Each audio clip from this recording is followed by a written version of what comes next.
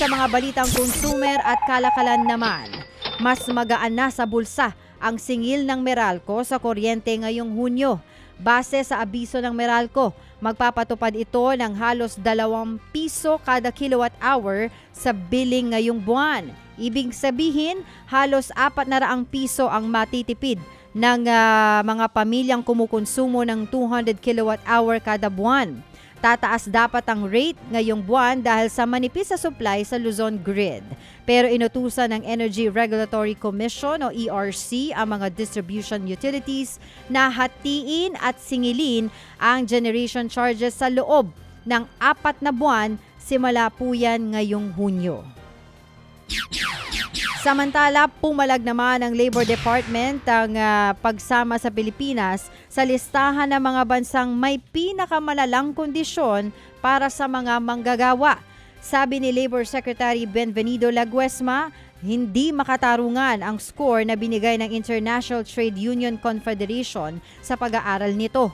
Anya, di naman ito sumasailalim sa tunay na kalagayan ng ating bansa.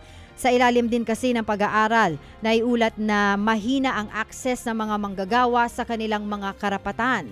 Nabanggit din ang red tagging at pagpaslang sa 2 trade unionists sa bansa. Aminado si Laguesma na may mga labor cases talaga sa ating bansa, pero giit niya, isolated cases lamang naman daw ang mga ito at agad naman itong tinutugunan ng ating pamahalaan. Gumugulong naman na raw ang review ng minimum wage sa Metro Manila. Kasunod po yan ang kautusan ni Pangulong Bongbong Marcos na repasuhin ng mga regional board ang mga minimum wage 6 na pong araw bago ang anibersaryo ng pinakahuling wage order. Ayon sa National Wages and Productivity Commission, nagsagawa na raw ng konsultasyon sa mga manggagawa at employer. Magkakaroon din ng public hearing sa June 20 ang NCR kaugnay ng aumento sa sahod. Ang atin naman pong mga regional boards ay tumalima dito. Lalong-lalo na po yung NCR dahil sila ho yung merong pinakamatandang wage order. Nasa 11 months na po kasi yon at mag-anniversary po yung kanilang wage order sa July 16.